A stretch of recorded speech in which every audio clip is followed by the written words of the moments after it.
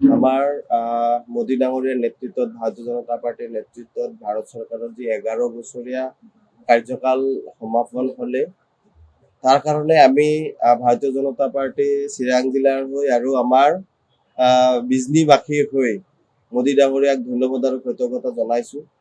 ইতিমধ্যে মোদী ডাঙৰীয়াই 11 বছৰ আগত 2014 চনত যেতিয়া শপত লৈছিলে আৰু সেই শপত বাক্যত তেওঁ ভাৰতবৰ্ষক আগুৱাই লৈ যোৱা যি প্ৰতিশ্ৰুতি ভাৰতবৰ্ষৰ ৰাইজক দিছিলে, আমাৰ ভাৰতবৰ্ষৰ দুখীয়া ৰাইজৰ হকে বিভিন্ন আঁচনিৰ কথা তেওঁ কৈছিলে আৰু সেই প্ৰতিটো আঁচনি প্ৰতিটো প্ৰতিশ্ৰুতি মোদী ডাঙৰীয়াই ইতিমধ্যে সম্পূৰ্ণ কৰিবলৈ সক্ষম হৈছে আৰু আশা ৰাখিছোঁ যে তেওঁৰ নেতৃত্বত ভাৰতবৰ্ষ 2047 খুব ভাৰতবৰ্ষ বিশ্বৰ শ্ৰেষ্ঠ আসনত বহিব পাৰিব। সেই সপোন বাস্তৱ ৰূপ হ'ব ভাৰতবাসীৰ আৰু সেই বাস্তৱ ৰূপ দিয়া মানুহজন হৈছে নৰেন্দ্ৰ মোদী ডাঙৰীয়া আৰু সেই নৰেন্দ্ৰ মোদী ডাঙৰীয়াই ইতিমধ্যে ভাৰতবৰ্ষক অৰ্থনৈতিকভাৱে স্বাৱলম্বী কৰিছে।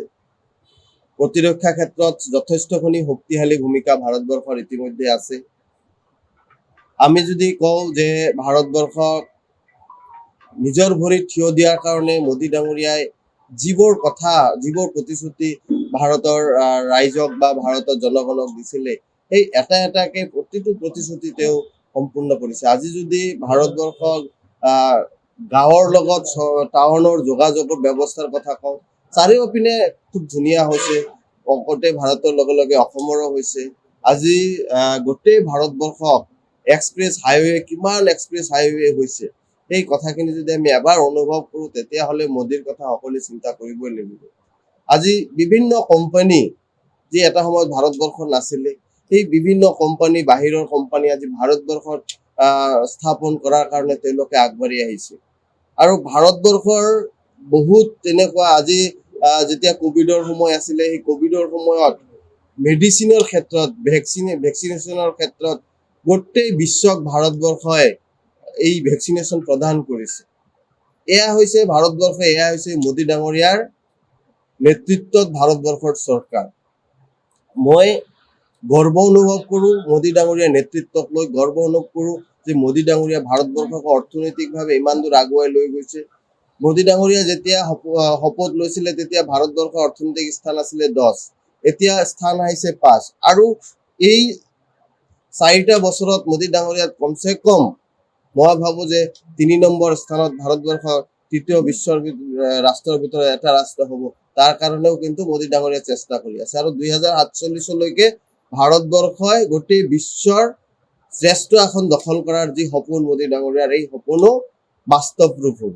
কাৰণ মোদী ডাঙৰীয়াই নিজৰ ওপৰত যিখিনি বিশ্বাস আৰু সেই বিশ্বাস ভাৰতৰ জনগণক একেলগে লৈ পেলাই কাম কৰি আছে আৰু ভাৰতৰ জনগণেও মোদী ডাঙৰীয়াৰ বিশ্বাস আৰু আস্থাৰ ওপৰত বিশ্বাস ৰাখি তেওঁক আশীৰ্বাদ দিছে আৰু এই আশীৰ্বাদ লৈ পেলাই তেওঁ সুস্থতাৰে কাম কৰি আছে। ঠিক তেনেকৈ আমাৰ অসমৰো যোৱা কেইবছৰ ধৰি যথেষ্টখিনি ৰাস্তা ঘাটকে আদি কৰি বিভিন্ন ধৰণৰ বহুদিনে এডভান্টেজ আছাম 2 হৈ গ'ল। তেতিয়া আমাৰ ডক্টৰ হেমন্ত বিশ্ব শৰ্মা ডাঙৰীয়াৰ নেতৃত্বত কিমান ধুনীয়া কাৰ্যসূচীবোৰ হৈছে আৰু কিমান কোম্পানী ইয়াতে বিনিয়োগ কৰাৰ কাৰণে আহিছে। মোদী ডাঙৰীয়াৰ নেতৃত্বত অসমত ছেমি কণ্ডাক্টৰ জাগিৰোডত স্থাপন হৈছে, এতিয়া কাম চলি আছে। তেনে ক্ষেত্ৰত এই ছেমি কণ্ডাক্টৰ গোটেই বিশ্বজুৰিয়ে এই অসমৰ যুৱ প্ৰজন্মই অসমৰ নাগৰিকসকলে কাম কৰিব, তাৰ পৰা লাভৱান হ'ব আৰু তাৰ মাজৰ পৰা এই ছেমি কণ্ডাক্টৰ গোটেই ভাৰতবৰ্ষৰ বাহিৰৰ গোটেই বিশ্ব ইয়াৰ পৰা লৈ যাব। এয়া আমাৰ কাৰণে এটা গৰ্বৰ বিষয়, অসমৰ কাৰণে গৰ্বৰ বিষয়, গোটেই ভাৰতবৰ্ষৰ কাৰণে এটা গৰ্বৰ বিষয়।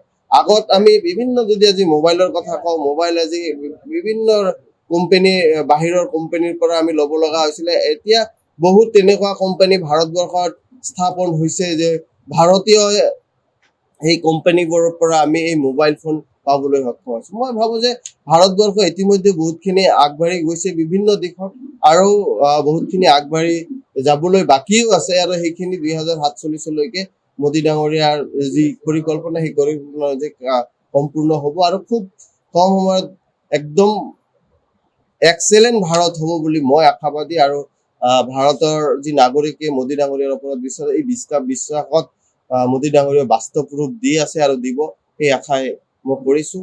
মই ভগৱানৰ ওচৰত প্ৰাৰ্থনা জনাইছোঁ মোদী ডাঙৰীয়াই যেনেকৈ কাম কৰি আছে এই মোদী ডাঙৰীয়াই কাম কৰাৰ সৎ সাহস সুস্থ শৰীৰ আৰু মানসিকভাৱে আগবঢ়াই যোৱাৰ কাৰণে ভগৱানে আশীষ দিয়ে এই আশা ৰাখি আপোনালোকৰ সকলোৱে মোদী ডাঙৰীয়াক সাংবাদিক বন্ধুসকলে যেনেকৈ ছাপোৰ্ট কৰিছে এই আগন্তুক দিনক এই ছাপোৰ্ট বিচাৰি মোৰ আজিৰ সংবাদমেল এইখানতে সমাপ্ত কৰিলোঁ ধন্যবাদ যিকোনো খবৰৰ বাবে যোগাযোগ কৰক 7099017330 লগতে 7099017110 নম্বৰত।